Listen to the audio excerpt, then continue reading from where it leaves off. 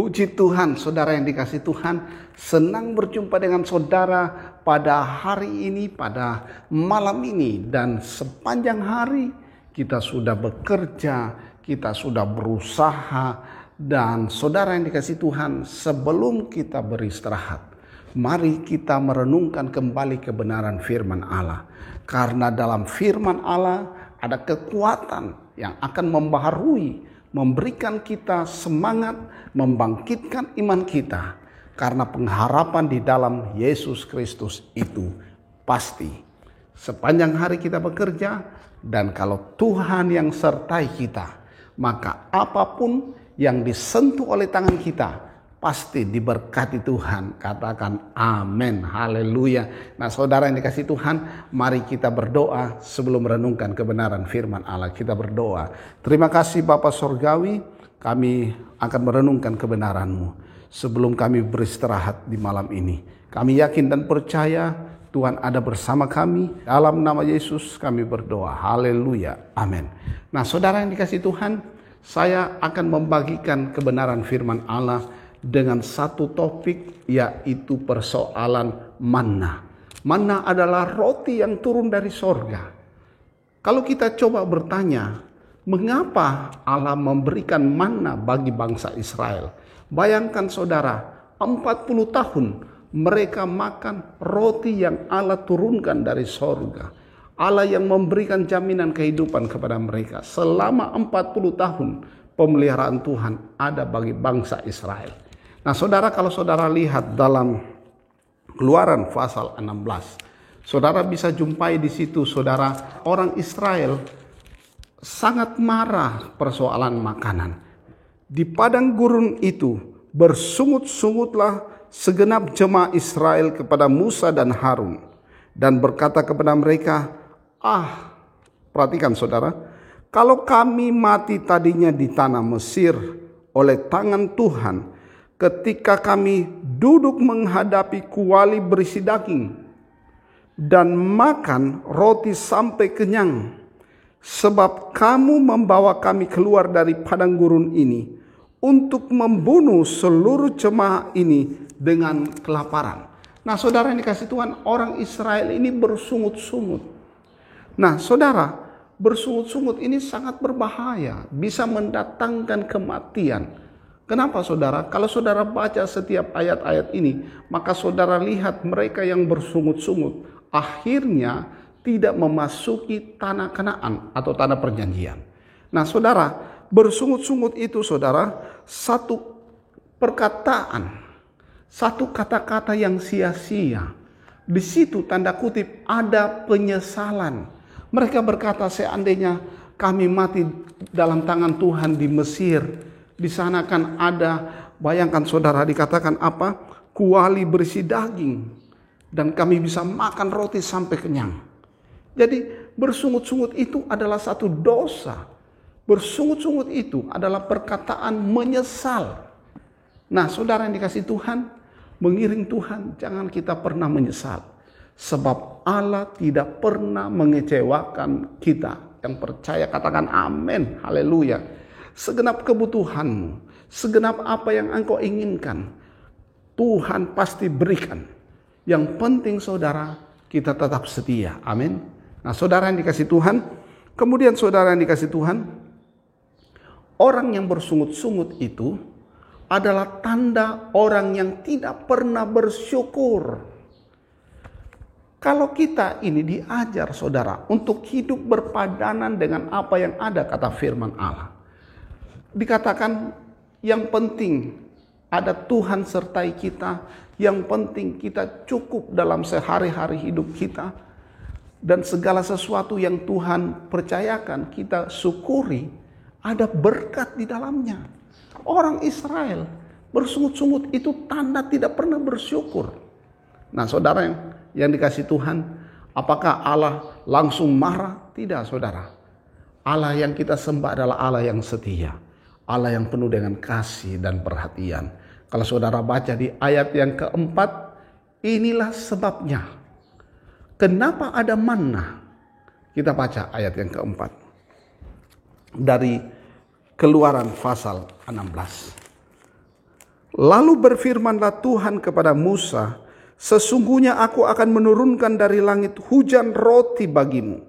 Maka bangsa itu akan keluar dan memungut tiap-tiap hari sebanyak yang perlu untuk sehari, supaya mereka kucoba. Perhatikan saudara, kata ini, kucoba.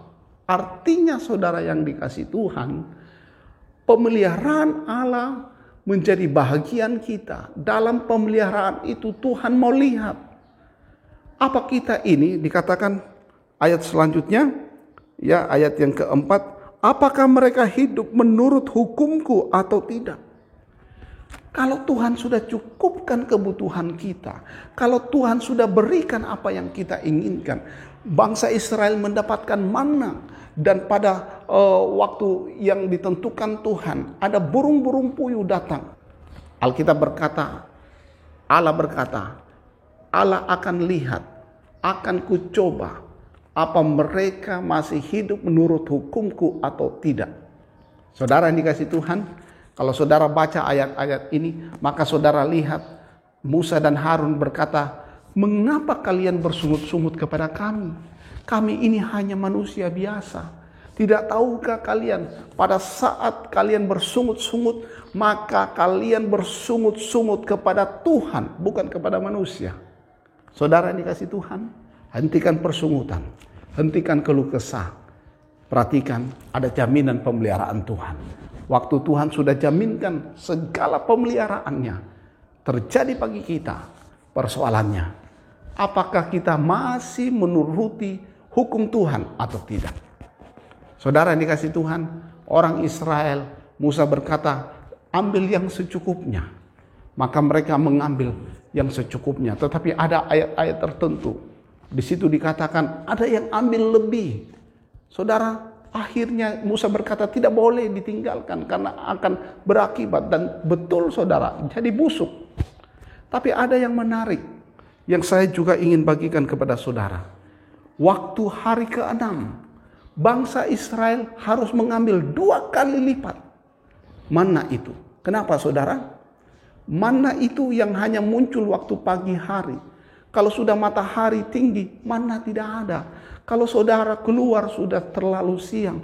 Kalau saudara terlambat, berkat Tuhan sudah hilang. Itu yang bisa saya katakan saudara.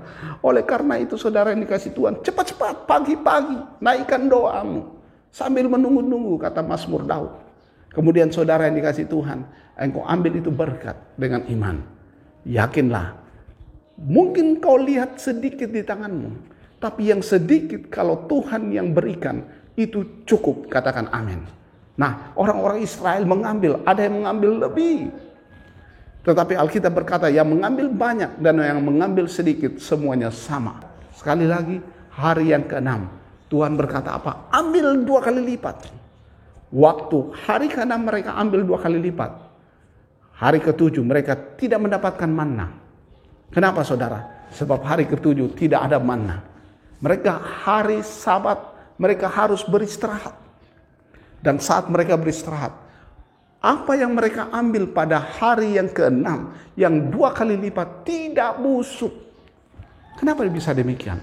Saya mau berkata, kalau saudara perhatikan ayatnya, saya mau berkata, kalau Tuhan yang tentukan, maka tidak ada yang busuk. Kalau Tuhan yang tentukan, maka manna itu tidak ada ulatnya. Amin. Saudara bisa simpan segala apa yang Tuhan berikan bagi saudara. Nah saudara, kemudian Musa berkata, peristiwa ini, peristiwa 40 tahun bangsa Israel makan manna dan burung puyuh. Utamanya manna saudara. Musa berkata, ambil manna itu, simpan dia, supaya jadi peringatan bagi anak cucu, bagi keturunan orang Israel. Nah, makanya saudara yang dikasih Tuhan, dalam Ibrani pasal 9 ayat 4 kita temukan apa isi tabut perjanjian. Salah satunya adalah manna. Kita baca Ibrani 9 ayat 4. Di situ terdapat mezbah pembakaran ukupan dari emas dan tabut perjanjian yang seluruhnya disalut dengan emas. Di dalam tabut perjanjian itu tersimpan buli-buli emas berisi manna. tongkat Harun yang pernah bertunas, dan loh-loh batu yang bertuliskan perjanjian. Jadi saudara, tabut perjanjian itu isinya mana?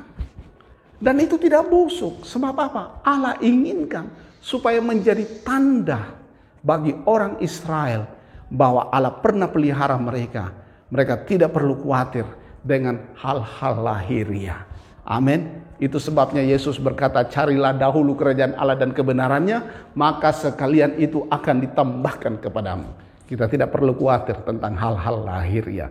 Sebab Allah yang kita sembah pasti berkati kebutuhanmu, pasti berkati keinginanmu. Yang penting pertanyaannya adalah apakah kita melakukan hukum Tuhan atau tidak.